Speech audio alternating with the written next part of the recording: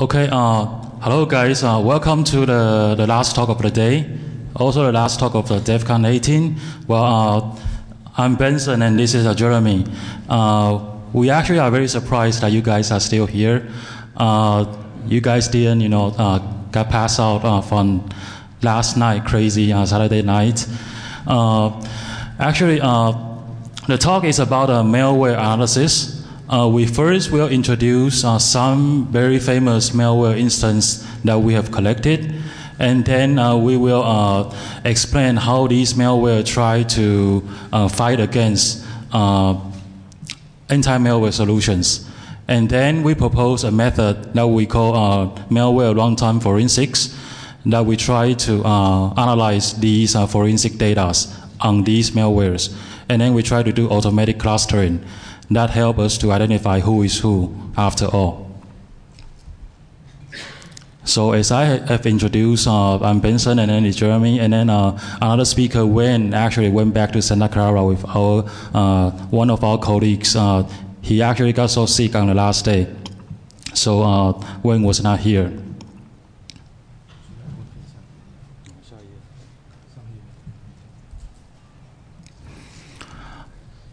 First of all, we actually would like to introduce some Chinese characters.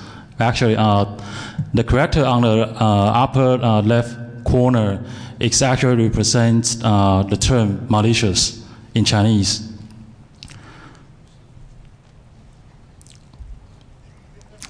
And then the first malware sample that we're going to introduce here is actually one of the malicious malware that is very famous called Sharp Stealer. It actually helps you generate programs that you can steal username and password from these famous common well-known applications such as Internet Explorer, MSN Messengers, or your Firefox. So it's more like a malware generator. The next one is called Bfrost. This one is also very famous. It's a very famous bot malware. As you can see on this CNC console, it actually has 28 users connected back to this CNC console. So there are 28 victims. And then the one you see up here, it's a Chinese version. It actually derived from the Bfrost, and it originally derived from Bfrost by Chinese hackers, and then these characters, if you notice that it's in traditional Chinese rather than simplified Chinese, so got localized by Taiwanese hackers. And then the block you see here, you can specify where is your CNC console, and then whether you want to pack the resulting malware or not. You can also specify if you want to add more plugins such as keyloggers, so on and so forth.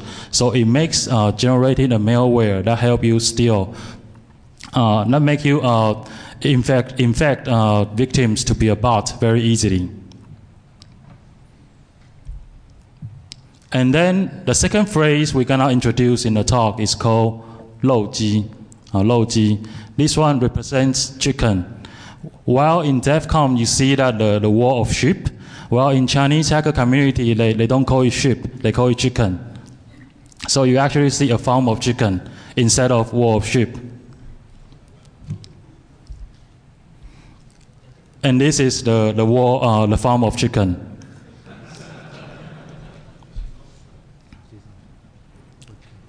Yeah, so obviously you know where it came from, right? In the wall of sheep, we only show username and password in DEFCON, but in the form of chicken, you get to see victim's face through the webcam.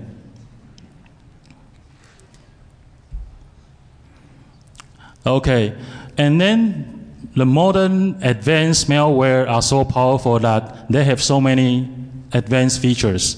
These features including anti-blah blah blah features, such as antivirus, going against antivirus, going against your firewall, and then going against your hips. And then it has more features if you are willing to pay more. So if you pay more, you get to enjoy more features that you can put into your malware that you generated. So it's more like a malware as a service in this community. So you can see some features such as, so in addition to antivirus, fighting against antivirus, fighting against firewall, fighting against the heaps, you also have anti-VMware, anti-debugger, anti-API hookings. So these are the features that once you pay more, you can enjoy. So now we will also talk about how they fight against the sandboxing environment, how they can detect whether they are in the sandboxing environment or not. These are the approaches that they use. The first one is how they can detect whether they are inside a VM or emulator environment. Usually, one approach is that they would try to check the base address for these IDT and LDT, because in a normal machine, the IDT and LDT address starts with A something. If it's not starting with this address, then it's probably in the VM environment. And they can also check for the devices, because these devices in the VM environment or emulators, for example, the CPU IDs tends to be very unique. The model name tends to be very unique. They also have a very specific PCI device. So if they check against these special hardware specifications, they can recognize whether they are in the VM environment or emulator. And after all, they can also try to launch these backdoor commands, because these undocumented backdoor commands are only available when you are inside an emulated environment.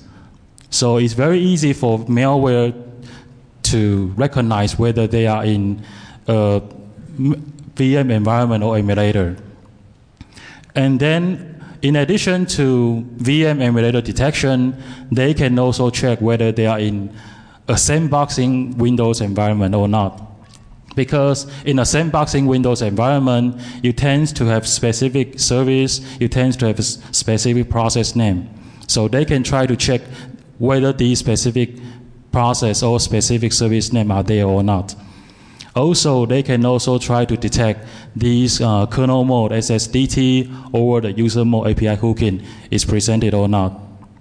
And then after all, the last one is a very trivial one but works very effectively. They actually have a list of legitimate Windows production ID, because these vendors, they have to have legal license of their Windows. So they have a limited set. And this limited set are being collected by hackers community, so they know whether they are inside the sandbox or not, simply by checking against these legitimate license. So we have introduced how modern malware try to detect whether they are in the sandbox, VM, emulating environment or not. And then what's even more is that they can also try to defeat you, even when you try to have monitors, even when you try to hook and then try to detect them. So what they can do is that they can restore the SSDT hook. They can also unload the notified routine or process of thread or image or registry. They can also unload this file system filter, restore the FSD hook, unload the TDI filter, which is for networking, and they can also remove these NTFS attached device.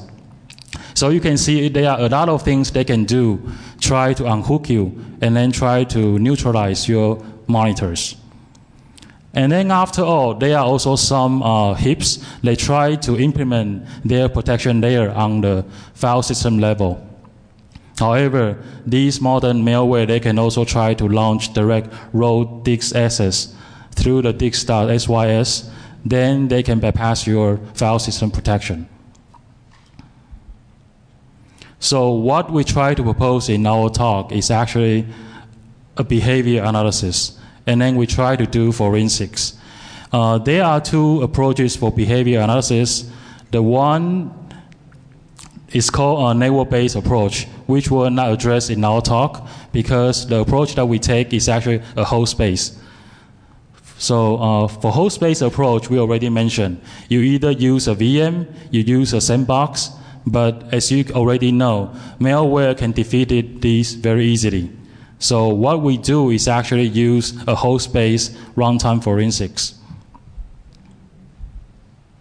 So in our runtime forensics, what we did is that we let the malware execute it, and then we try to do forensics after it's already executed. So we collect a snapshot of the environment, and then we try to identify the special features in that environment. And because we already let the malware execute, we don't have to have monitors to see what happened to the malware during its executions. We also don't have to do hookings, either through the API or not. So we have nothing for the malware to defeat us.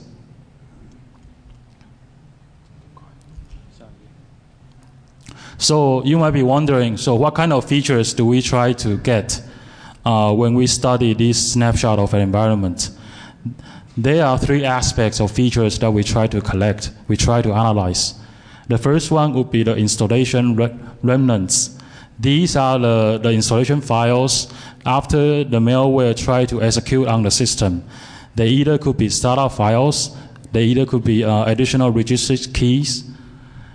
We also study the memory layout, try to find some memory block or suspicious DLLs.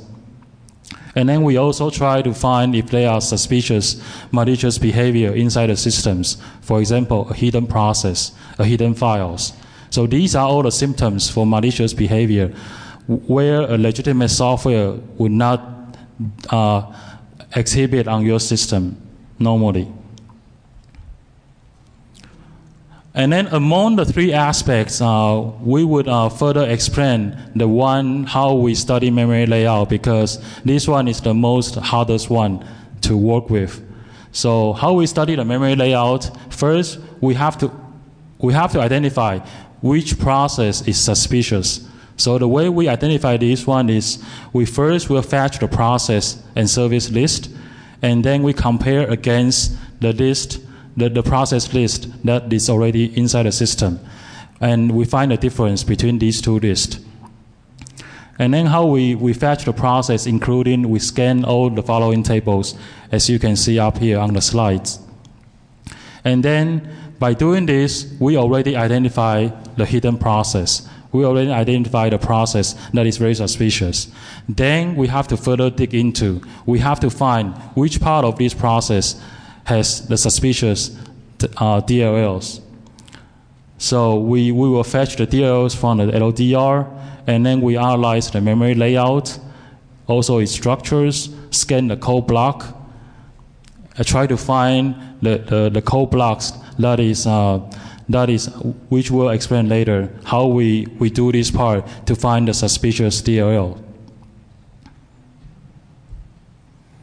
So what you see on the graph, normally a process would involve a lot of DLLs where they are implicitly linked. But if there is a DLL that is explicitly linked, it's very likely that it's a suspicious DLL. And that is how we identify a suspicious DLL. So that's what we call, we check the LDR, and then we scan the import table, try to find the suspicious DLL. On the other hand, if the process actually does not load a DLL at runtime, it actually do some code injection instead. Then our approach is that we will search the memory, try to find the suspicious P image.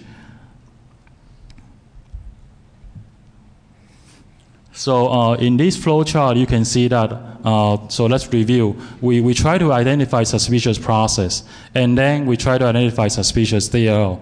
And then inside this suspicious DLL, we do our runtime forensics, which includes LDR scan, PE packet signature check-in, code disassembly, string extraction, and then file inspection for hidden files. So these are the action items that we do for runtime forensics once we already identify the suspicious memory layout. And then in the following slides, we will introduce some examples that we have collected in the wild that use all these kind of anti-malware techniques. The first one would be the Bifrost. You already seen in the previous slides. This one is a very famous bot that being used in Chinese hacker community.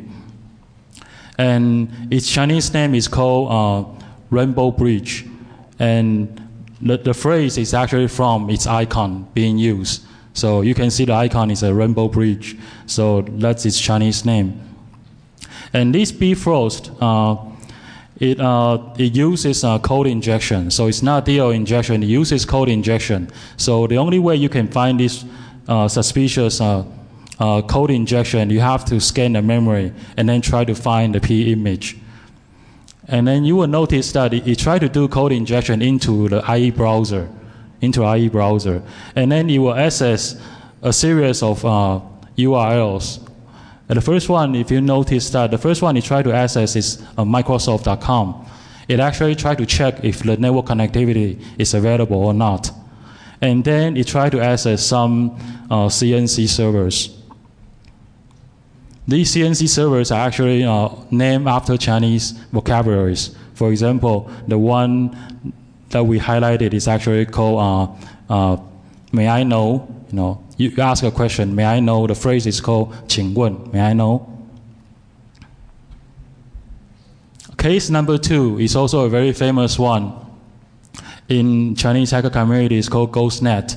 The original official report is actually released by Canadian researchers, Shadows in the Cloud. And then from the sample, you can see that it tried to install itself as a system DLL file into the system. And then it will connect to a CNC server. When we try to reverse these binary, we also identify the botnet commands that it can use. So you see all these botnet commands that this GhostNet can use. Notice that this GhostNet has nothing to do with the GhostRat malware. And then the string at the bottom, it's how we find out its original project name on that malware author's computer. It's actually called CXP. So it's the original project name before this malware being compiled.